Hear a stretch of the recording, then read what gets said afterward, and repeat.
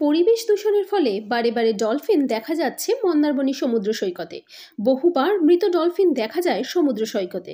মন্দারমণি সমুদ্র সৈকতে বারে বারে কেন চলে আসছে ডলফিন, কেন ডলফিন সমুদ্রতে চলে আসছে তা নিয়ে প্রতিক্রিয়া দিলেন মৎস্য কর্মদক্ষ শেখ সিরাজউদ্দিন। তিনি জানিয়েছেন, পরিবেশ দূষণের ফলে চলে আসছে মৃত ডলফিন।